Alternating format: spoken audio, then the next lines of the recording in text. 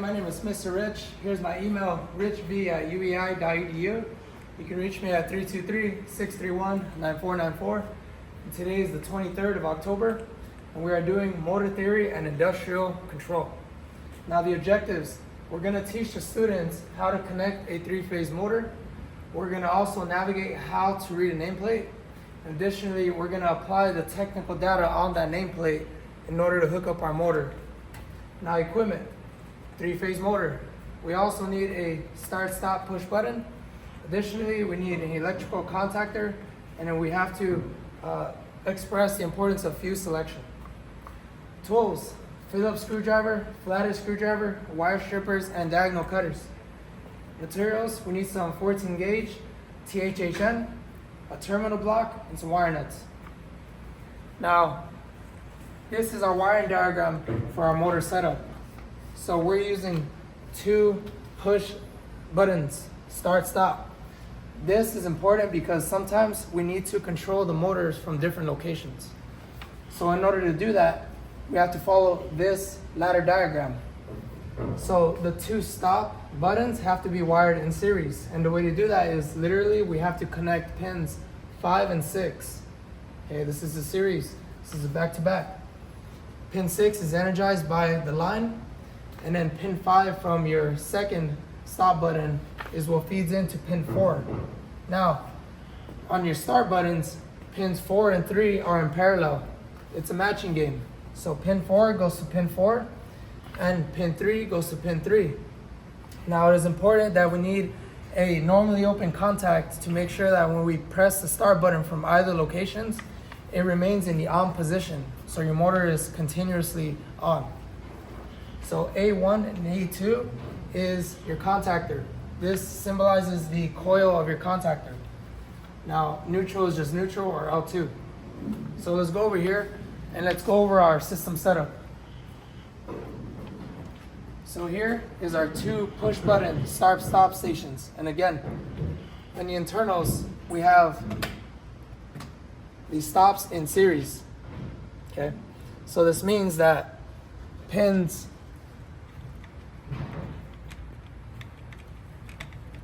here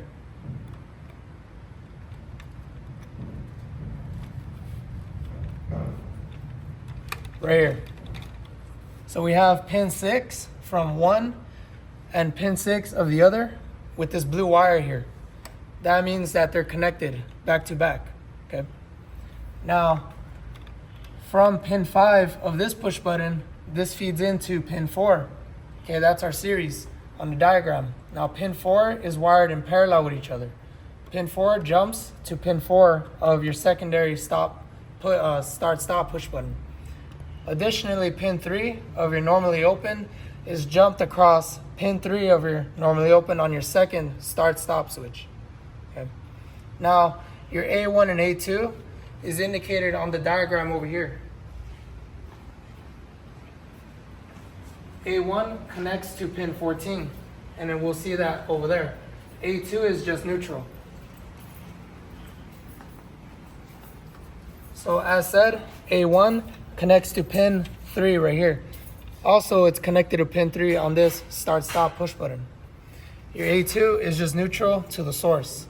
Now, let's go over load selection or power ratings. So now, this motor here is a 1/4 horsepower motor.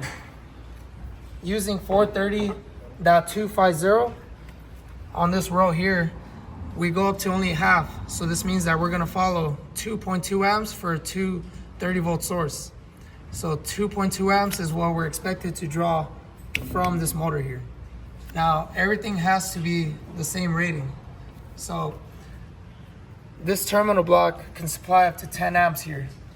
Additionally, this start stop push button can supply up to 3.75 amps per push button. Now, this Allen Bradley contactor here, or in other words, a relay, this can supply up to about 25 amps. Now, let's go over the importance of why we're not using overload protection here. So, we are required to use one disconnect per motor. In addition to that, we have to use proper fuse selection for that short circuit protection or ground fault protection. So before we energize the load, we're gonna go to our disconnect. So this disconnect goes to our 3-phase panel. So here we have 3 fuses per leg, and these are rated at 25 amps, which is the same rating as our Allen Bradley contactor. Now, we have to energize this, so we're gonna go to the panel. We have our 3-phase panel over here, and we're gonna energize our 3-pole breaker, indicated here. It is energized, so we are good to turn on our disconnect. So before we turn this on, I want to indicate the importance of following safety, okay? So we always have to look back to our system. We took a couple of covers off, so we're gonna make sure that those are back on without plugging in anything. You always gotta double check before you energize your system. So I'm gonna go ahead and snap these back in. There we go. I'm gonna double check all my connections, doing a pull test, make sure everything is sturdy, not coming apart. Just like this, looking good. So now everything is ready to go. So we're gonna energize the disconnect, and then we're gonna also plug in our 120 volt source.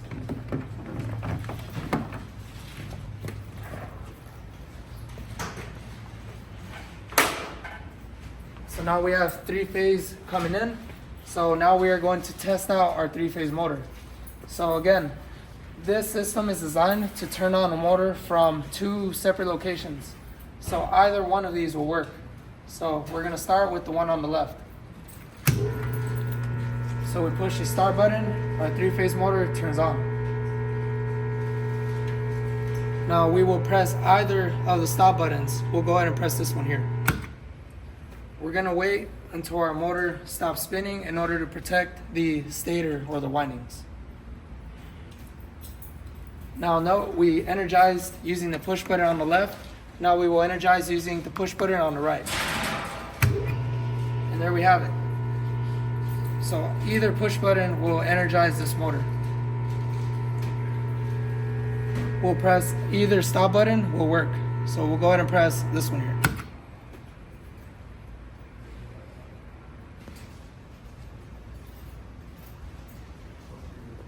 Motor stops spinning, so we can go ahead and de-energize our 3-phase source.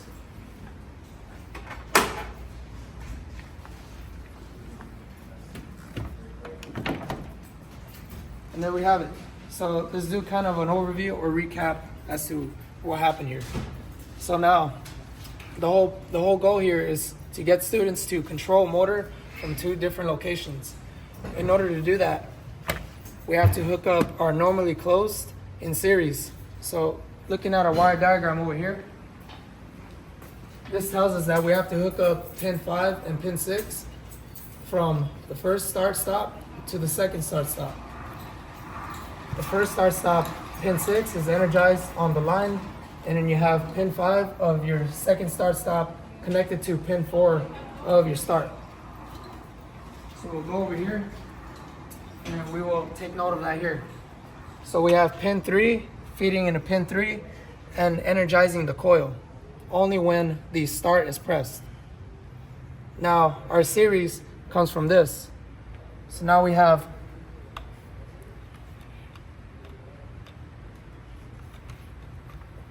our pin 5 and pin 6, which we indicate from here. This is your pin 5 coming in, and then your pin 6 here. Okay. Now, your A1 and A2 is energized once you press either of the starts coming in from the source. Okay. Once that is energized, we're able to run line voltages through L1, L2, and L3. So this motor here has 3 lines and ground. So your line is indicated here. First line, that's going to be across T7, T1. That's your first one. It's your black one. Now T8 and T2 is here. It's going to wire to line 2, your blue wire. Oh, sorry, your red wire. This is your line 2. So you got pin 8, pin 5.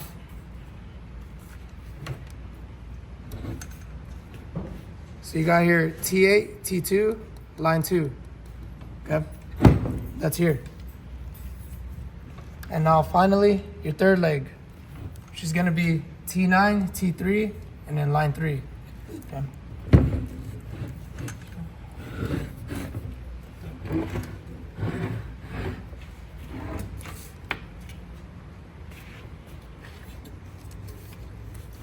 Here we have our nameplate. T4, T5, and T6 indicates that those have to be spliced together. Those are the windings in your stator. T7, T1, and line 1, those splice together. This is your black, first one. T2 and T8 is your red, line 2. And then T9, T3, and your line 3, which is your blue. That's your third leg here.